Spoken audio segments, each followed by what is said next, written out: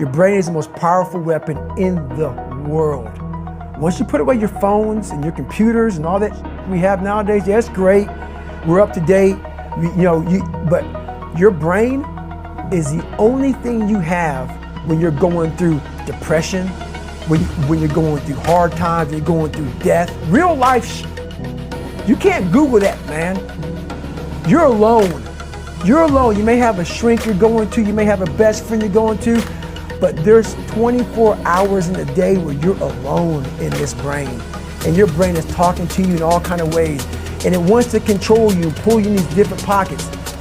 If you can't control your own brain and your brain controls you, you got to tell your brain where you want to go and how you want to go and how you want to get there.